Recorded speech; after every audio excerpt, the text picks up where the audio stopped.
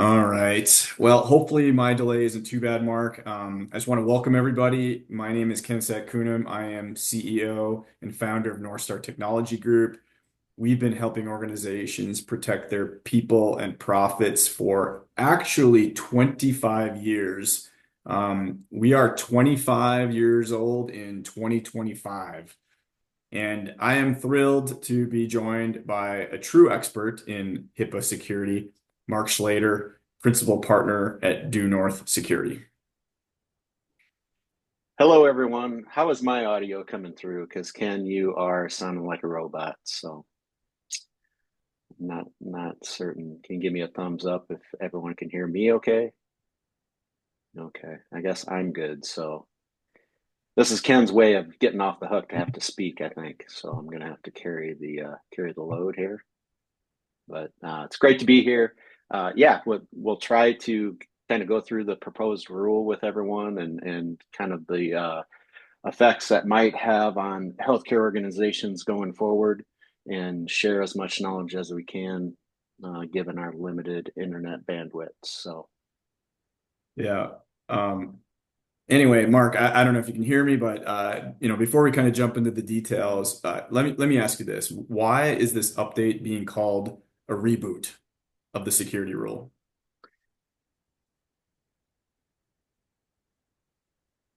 um, well, if I understand your question correctly, Ken, it's been a long time since we've had a HIPAA security rule update. I think the last update was the omnibus rule in 2013. And obviously, a ton has changed with technology and with security since 2013. So, HIPAA has always been frustrating for a lot of organizations because of the ambiguity. There's a lot of phrases and statements within the HIPAA security rule that tell people to do what's reasonable and appropriate, given the size of the organization and the function the organization serves. And that has created a lot of confusion with HIPAA and especially the HIPAA security rule. Because how do you determine what's reasonable and appropriate for your organization? So this proposed rule has more specifics, right? It's more prescriptive, saying this is what you have to do. It's not a matter of debate. This is exactly what you need to be doing, and this is what you're going to be audited against. So everything in the proposed rule is great. Actually, everything in there is what we consider common, information security best practices.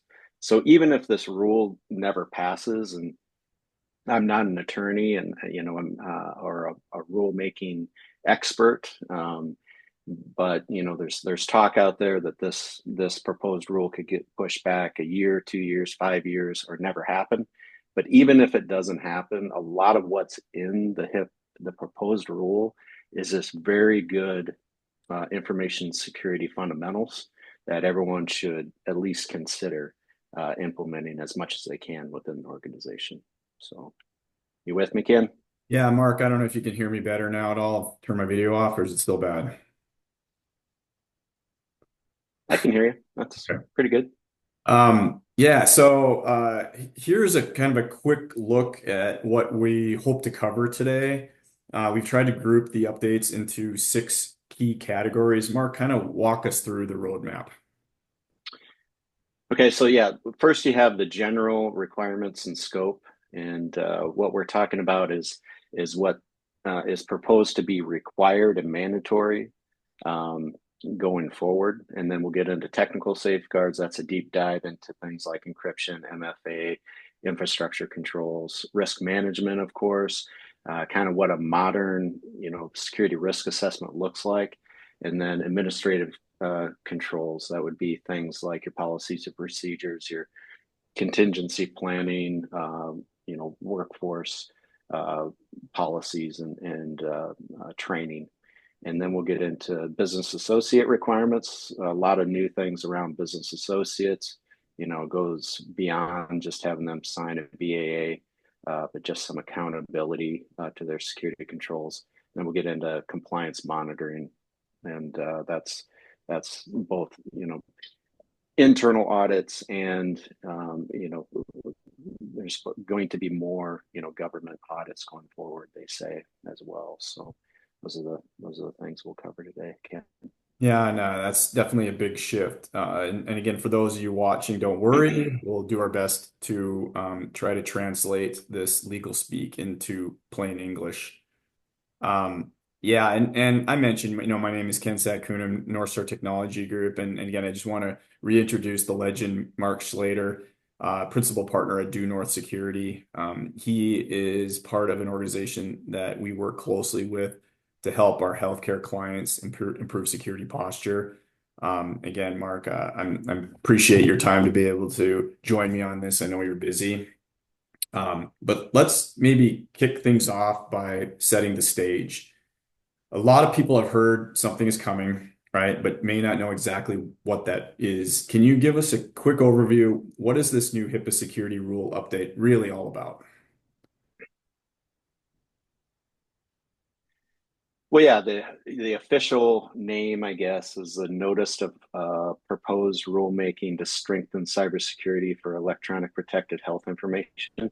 That's So it. you might hear it called the NPRM, is how it's stated, and this is what has been proposed. It's gone through questions and public comment period, and now, assumingly, it's somewhere going through the rulemaking process.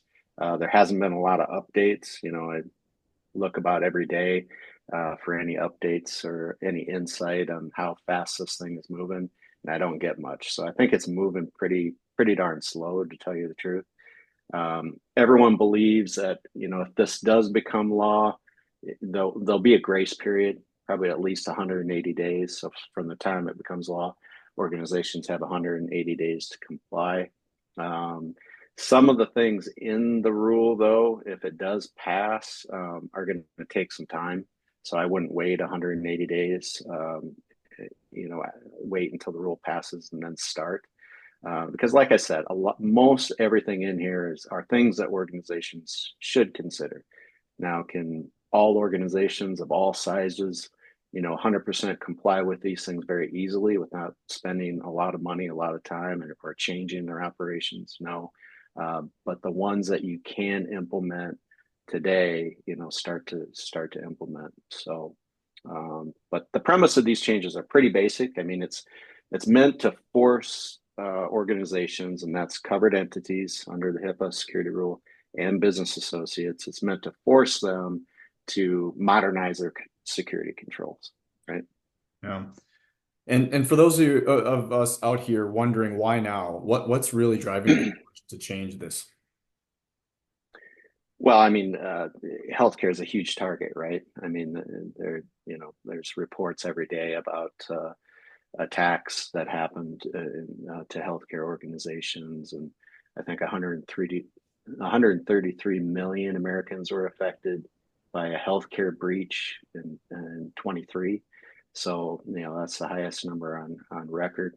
And so, obviously, we're under attack. We need to enforce our protections, and cybersecurity has become more sophisticated, and healthcare has, you know, historically been behind for obvious reasons.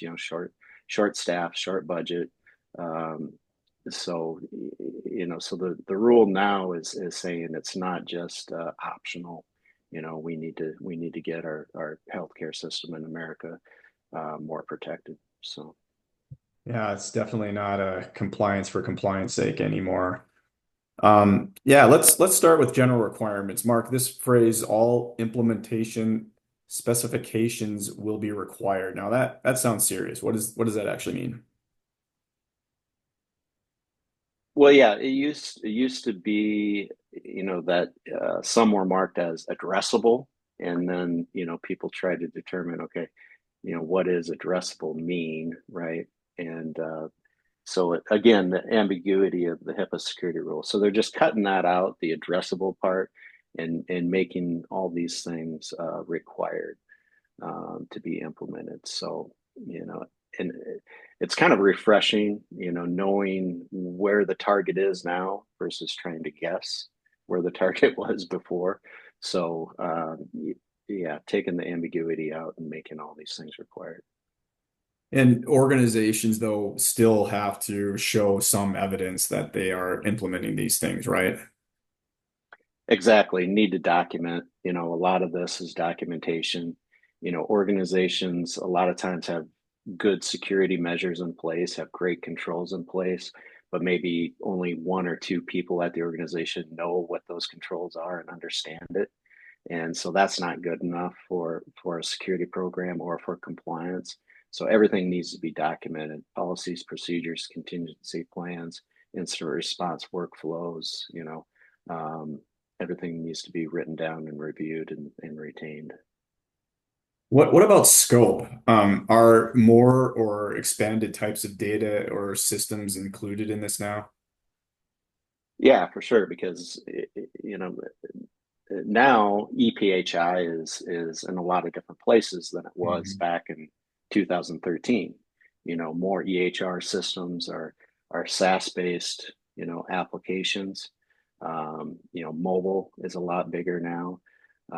So knowing where your EPHI is getting created, transferred, stored is critical. And so um, it's just all this is just kind of catching up to 2025. Yeah, exactly. Um, and I think we'll be talking a little bit about some of the schedules and response times, but are there new kind of deadlines baked into this rule, timelines? The timeline, I mean, they put very specific timelines on certain things. Like before they said you have to do, risk analysis. Now you have to do, risk analysis every 12 months.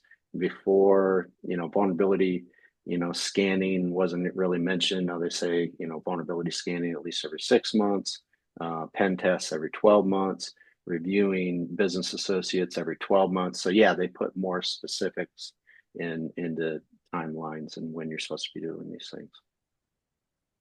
And I think we'll talk a little bit more about that in a little bit, but I kind of want to shift gears a little bit and talk about nuts and bolts. Encryption and multi-factor authentication, these are common, and although common topics, still interesting and hot today. Okay. What's changing?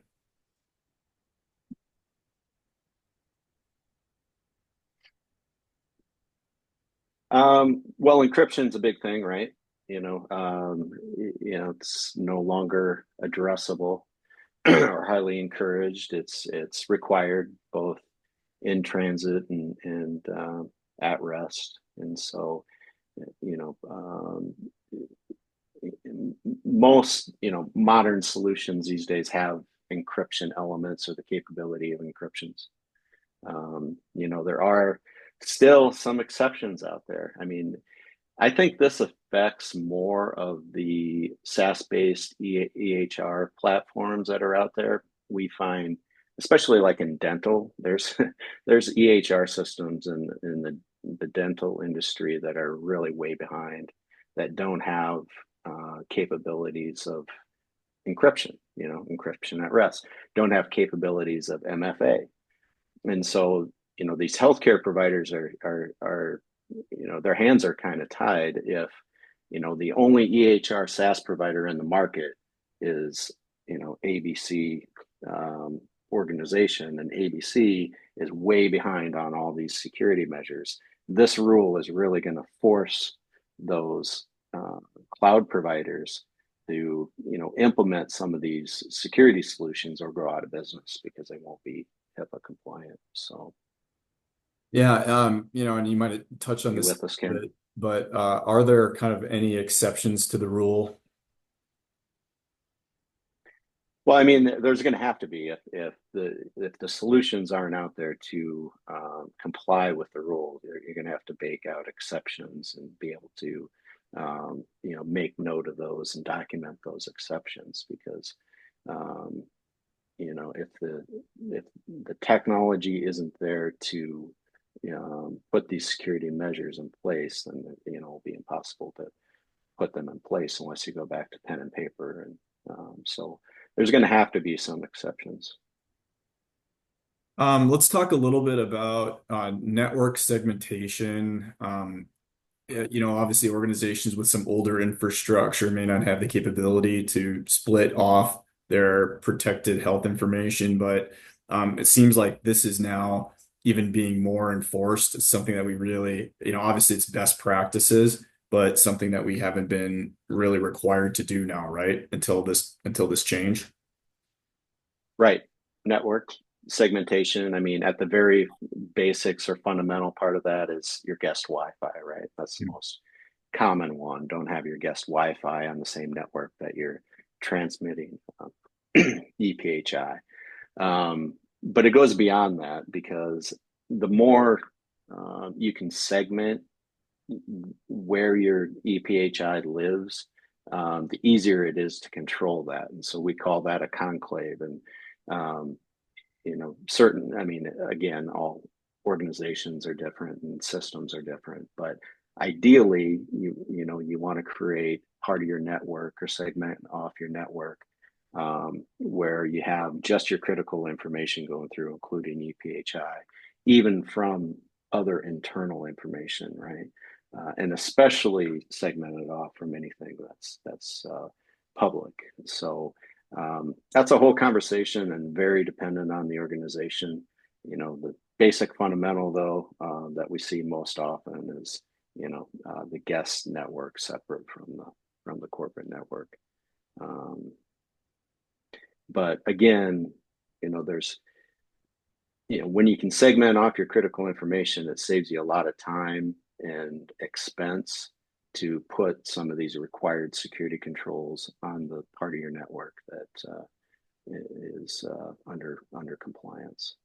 Yeah, we do a lot of work in partnership with Due North in dealing with contractors that are subjected to CMMC regulations and compliance. And this network segmentation of scoping where the private information is. For those industries, it's CUI, but for us, it's the PHI. But being able to identify where that sensitive information is and segment it off. You mentioned an enclave. We've never really used that word in healthcare and HIPAA before, but it will be more and more popular because we will want to segment off that to manage expenses for controlling that particular type of information. Yeah. Yeah. If you can prove that all your EPHI is on this one server, yeah, you don't have to apply all these controls to all these other servers. exactly. Yeah. In a And nutshell. that and that's where the rubber meets the road is the complexity of understanding. And I know we'll talk a little bit about data mapping and inventory and some of these things, but it's very, very, very critical to understand where your PHI is and where it flows to and from because that will limit the amount of expense that we need to put in to protect it. Um, let's talk a little bit about testing. Are there any testing requirements, regarding frequency of things? Yeah, I think I mentioned it before. It's written in there, vulnerability scanning every 6 months, pen testing every year. Um, those again, that's pretty fundamental basics of a information security program. And we've been doing this for our healthcare clients for 6 years now. So I feel our healthcare clients that are due north customers are in pretty good shape, on a lot of this stuff because they're already doing this. They're doing the vulnerability scanning, the pen testing, and again on pen testing, it depends on how they're going to define that. Right? Everyone has a different version of what a pen test is. So there's a lot of information that needs to come out to clarify these things. Um, because there's automated pen tests we can do that are pretty inexpensive. If that's going to satisfy the requirement, it's not going to be a huge burden on organizations. But if they're define it as a black box, a pen test, that needs to go more in depth that could cost 10, 20,000 a crack, then healthcare organizations are gonna, be in a lot of trouble. But so it's to be determined on what they mean in terms of the pen testing. But yeah, there's definitely testing requirements baked into the new rule. Yeah, and we've talked about this for many, many years, the confusion that a lot of people have over vulnerability scanning and penetration testing. You want to talk a little bit, just a quick definition so people understand. We are all always and been responsible for understanding vulnerabilities and doing that assessment, but the penetration testing is a whole other animal, right? Yeah. Yeah, I mean, you have to have a vulnerability management program, right? Because that's part of the risk assessment is to analyze vulnerabilities and have a plan on when you're going to remediate those, right? Um, and write that down. We're going to remediate critical vulnerabilities within 90 days, et cetera. A pen test was when someone actually tries to break in, and so the first step of a pen test is to do a vulnerability analysis, see where the vulnerabilities are, right? And then see which ones that can be exploited. And there's tools and a lot of knowledge bases out there on how to exploit certain vulnerabilities. So, um, you know, we encourage organizations to spend most of their time, trying to come up with a good cadence on their vulnerability management. So scanning, analyzing, developing a plan for remediation, and then rescanning to make sure those were remediated. You get a lot of more bang out of your buck having a good vulnerability management program versus having a one-time pen test where they come in once, they find one vulnerability, they exploit it, they say, okay, give us our money, and they're out the door. So um, I always encourage people before you pay for a pen test, you pay for somebody to try to break in, make sure you have a good control on your vulnerabilities. Yeah. Otherwise, you're paying someone to break into a house that has the windows open. So, Yeah. but those are kind of the two different sides of it. Yeah, you want to spend your time making sure your windows are shut, your doors are locked, and all of those items are in place before you have somebody prove that your doors were open and your windows were Right, open. So, right. let's wrap up a little bit of technical controls. Obviously, so simple. There's many, many, many technical controls in place. But anti-malware, antivirus, endpoint detection, response, and backup. Do you have any comments at all about some of these common sense controls? No, I mean anti-malware, obviously active and up to date, being able to prove that. Um, removing unnecessary software, disabling unused network ports. Again, these are common security practices. Um, and there's technical solutions out there that can make this more automated in terms of blocking unnecessary software or identifying unused network ports. And then backup systems. There's controls around your backups, right? Having separate logins, segmented off your main network, and having offline copies. Ideally, none of this is new. There's playbooks for all these things and step by step ways to accomplish all these things.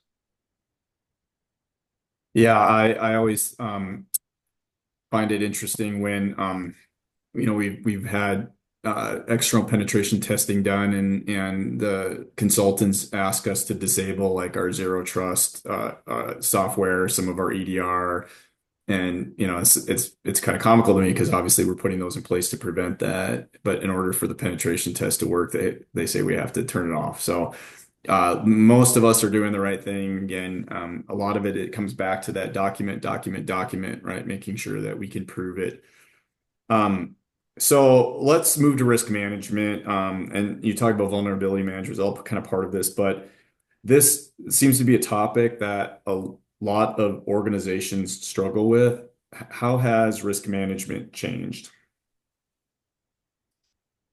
I think they put a little bit more definition into it, especially around the risk assessment. They put more specifics in there because uh, you know marketing got a hold of the HIPAA security rule, and they, a lot of different companies came up with their versions of different ways to do risk management and the risk analysis. And so, the new rule was trying to say, here's how you're supposed to be doing it, which it's the way Due North has been doing it. So I'm pretty happy.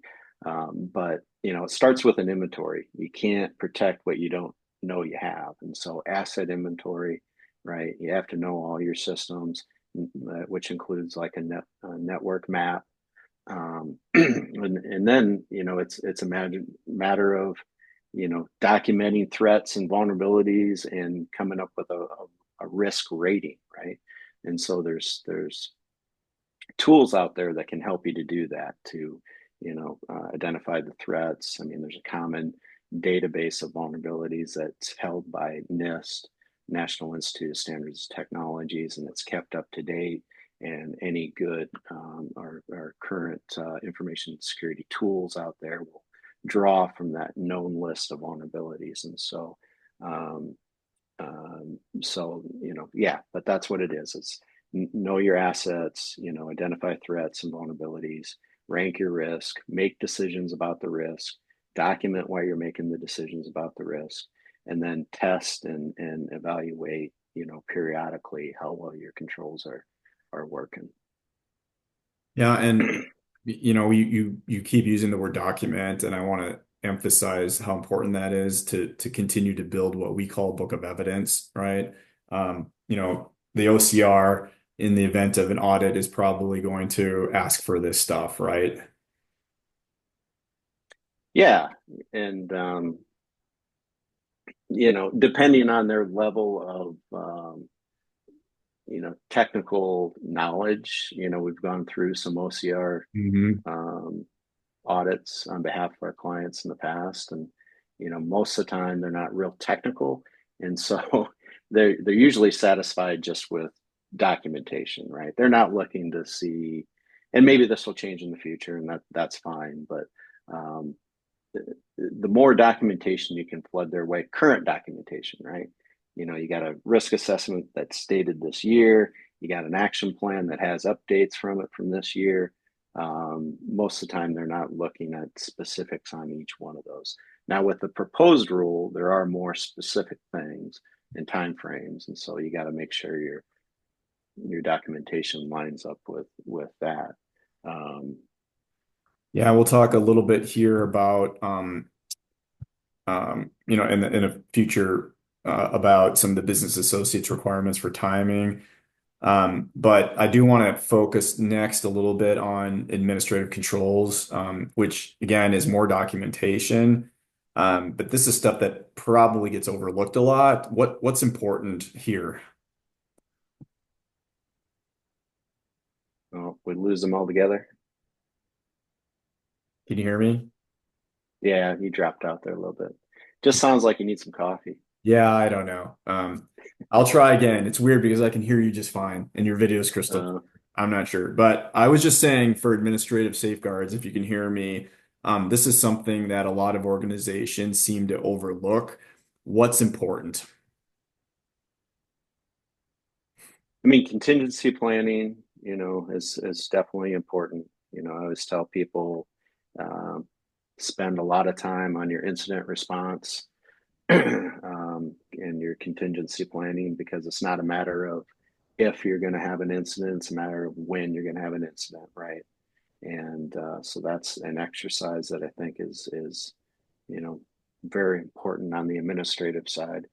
And then the proposed rule has a lot about workforce changes, and they're going to need to provide a little bit more clarity on that, because it's pretty vague right now in terms of they want you to notify them when access changes to EPHI. And so I think the premise of what they're getting at is to have excuse me, is to have a documented process for when access is granted, when roles change, and new access has been granted or changed, and then termination. That's a big thing as well in administrative safeguards, is that access control is huge, and having more documentation around access control, the better. So I would say the top things are access control policies and procedures, you know, incident response procedures, and business continuity. Um, Disaster recovery are kind of the heavy hitters in terms of policies and procedures, administrative controls. Yeah, and all of these things are, items that are just smart security um, posture, right? And Yep. obviously HIPAA puts some teeth around it, but these are things that we've been trying to help our customers do for a long time. So it just simply makes sense. Um, how about business associates and health plans? What's going on with this with the new rule changes?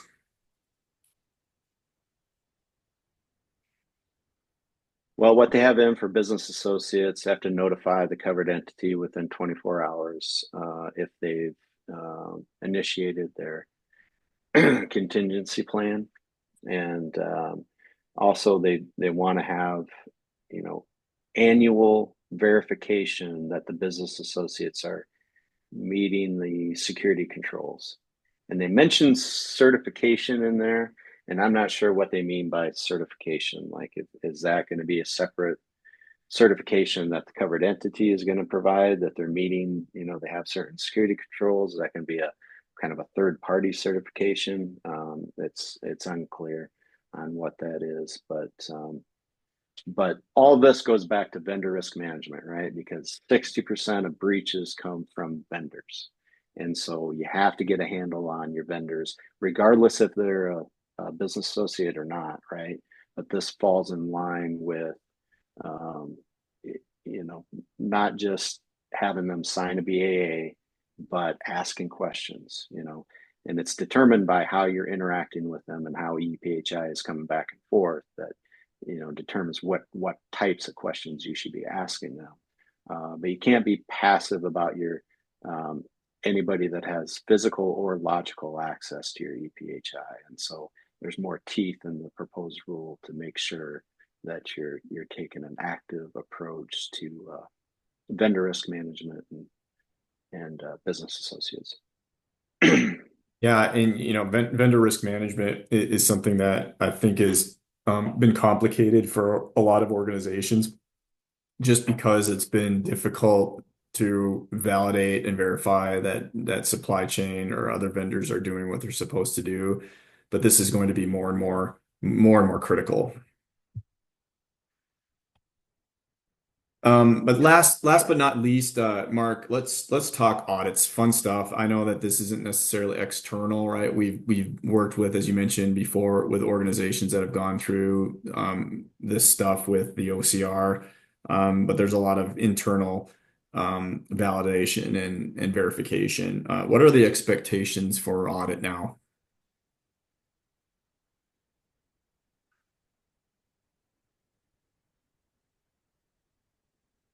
I think I got your question. So, yeah, you're supposed to do internal compliance audits at least once per year, right?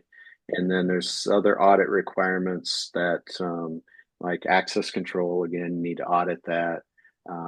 Audit permissions, just the basics of auditing your Active Directory to make sure that is current and up to date. Auditing your those are individuals that have administrative privileges, so those sorts of auditing, as well as your training program, right? Humans are the biggest weakness, and so having an effective information security training program is important, but you have to audit that program to make sure people are going through the training and are knowledgeable on the material that you're distributing. So those are all different types of internal audits that organizations are going to be required to do. Yeah, I mean, obviously the With me, government. Ken? Can you still hear me? Now I can.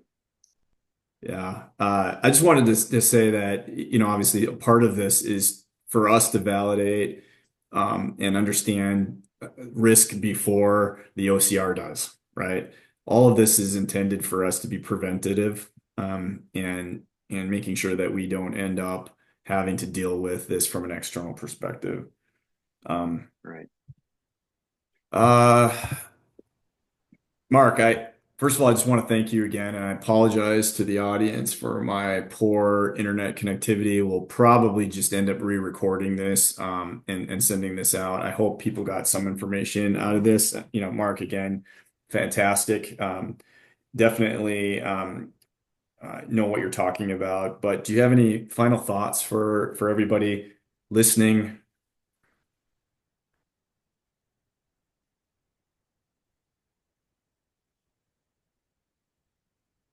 No, I mean, I don't. Again, this is something that, especially given the current administration, might not happen anytime soon. Um, but I think it's a good thing. People look at these rules internally. Oh, how's this going to affect us? What kind of money we're going to have to spend? But I look at it more with the providers of you know systems that are out there that are outdated, and hopefully if this rule gets passed, that's really going to push people, those SaaS providers, those other external providers to step up, or they'll be out of business if they don't step up to these rules. And so I see this as a positive. I hope it passes. I hope there's obviously more definition around some of this stuff in terms of exceptions and that sort of thing. But I'm probably one of the few people that are kind of excited about this rule. So, um, but no, hang in there. You do, once it does, get passed, I'm sure you're going to have at least 180 days to get up to speed. So, um, not to say don't do anything, but don't lose sleep over the proposed rule. Thanks, Mark. I'm gonna, if anyone can hear Is me, that good, Ken? Are you with me? I am with you. I don't know if you can hear me, but if there's anybody that has any questions, Now I can. you can either put it in the chat or put it in the question and answer. I will continue to try to moderate this. I'm actually maybe going to try stop sharing my screen and see if that helps my internet. But if anyone has any questions, let us know. Otherwise, that QR code will get opportunity to do some one-on-one conversations about this for your specific use case. For those of you on the call that are already working with North Star and Due North, this stuff will be part of those quarterly conversations that we have. Um, Mark, is there a designated place to check for updates on the status of the rule as far as when it will get approved or not? I haven't found one. I just do a Google search and click on news. I follow certain people that I know and trust, but there's nothing that the government has that's kept up to date on it. Right. Okay. Any other questions? Again, I appreciate everyone's time. I apologize for the technology issues. We will again try to re-record this. We will send this out as it is, but I'd like to be able to get a clean copy of this for people. Book a cyber strategy session if you want to learn more about your specific use case. Um, Mark, any last thoughts? Otherwise, I'll let everybody go. No, thanks for the time today. Let us know how we can help. Thanks, everybody. Bye.